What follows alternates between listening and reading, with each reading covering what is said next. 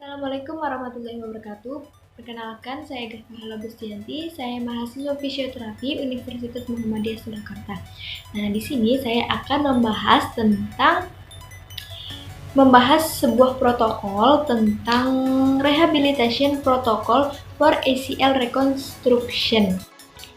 Kenapa saya memilih protokol ini? Karena menurut saya protokol ini mudah dipahami dan sudah cukup jelas. Dalam protokol ini juga sudah disebutkan intervensi-intervensi secara lengkap pada setiap fasenya. Protokol ini dimaksudkan untuk membimbing tenaga medis dan pasien melalui program pasca operasi rekonstruksi ACL. Intervensi khusus harus berdasarkan pada kebutuhan individu dan harus mempertimbangkan pemeriksaan klinis. Pada protokol ini terdapat 6 fase, yaitu fase pertama immediate post operasi, sekitar 0-2 minggu setelah bedah. Nah, goalsnya itu mengurangi pembengkakan, mengurangi nyeri, mengembalikan mobilitas patella, mengembalikan ekstensi penuh, dan secara bertahap mengembalikan fleksi. Intervensi yang dapat kita berikan untuk mengurangi nyerinya, kita dapat menggunakan kompres es, kompresi, dan elevasi. Nah, untuk mobilisasi patelanya, kita dapat mobilisasi ke superior, inferior, dan medial atau lateral, mengikuti autograft tendon patella.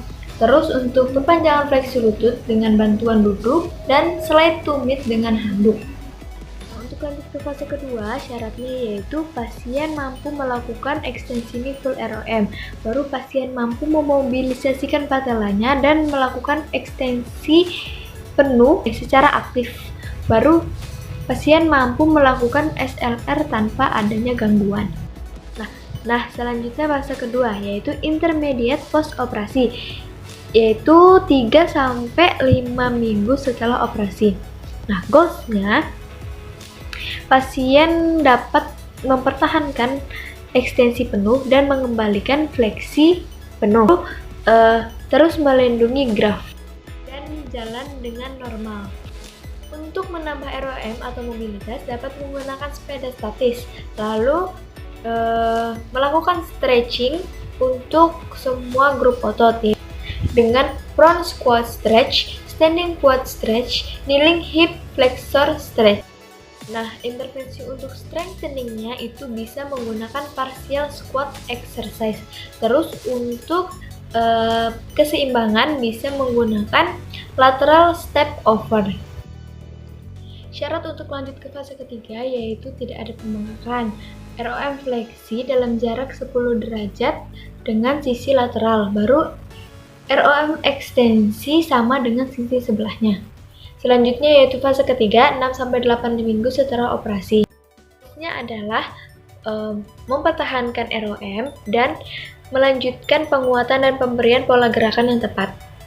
Untuk mobilitas bisa memobilisasikan rotasi tibia jika ada keterbatasan ROM. Nah, untuk kardio bisa menggunakan elliptical, swimming, dan jogging. Untuk strengthening bisa menggunakan alat-alat yang ada di gym.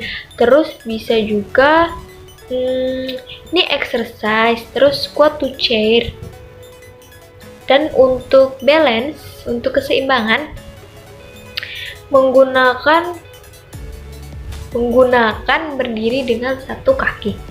Syarat untuk lanjut ke fase 4 yaitu tidak ada pembengkakan atau nyeri setelah latihan. Terus ROM sama dengan sisi sebelahnya.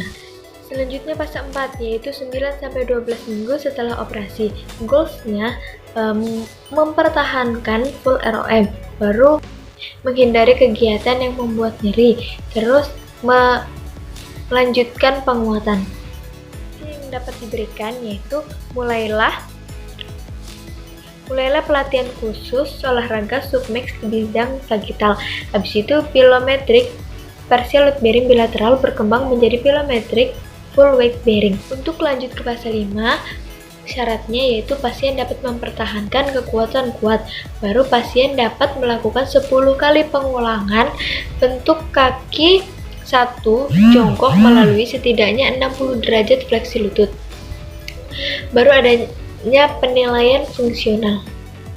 Lanjutnya fase 5, yaitu 3-5 bulan setelah operasi. Goals-nya melanjutkan penguatan, memulai program pelatihan khusus olahraga dengan aman, hindari nyeri atau bengkak setelah latihan, dan hindari kegiatan yang menimbulkan rasa sakit. Untuk intervensinya dapat melakukan program berjalan interval dan kemajuan untuk program pliometrik dan agility. Syarat untuk melanjutkan fase 6 yaitu program jogging atau lari lengkap tanpa rasa sakit atau bengkak, terus penilaian fungsional dan kesiapan psikologis untuk kembali ke olahraga. Selanjutnya fase 6 yaitu 6 bulan lebih setelah operasi. Goals-nya adalah melanjutkan penguatan, latihan proprioceptif dan performa simetris dengan latihan khusus olahraga. Intervensi yang dapat kita berikan yaitu program pliometrik khusus multi bidang olahraga, lalu program kelincahan khusus olahraga. Sampai sini dulu videonya, semoga bermanfaat dan mohon maaf jika banyak kekurangan. Jangan lupa like, comment, and subscribe sebanyak-banyaknya. Assalamualaikum warahmatullahi wabarakatuh.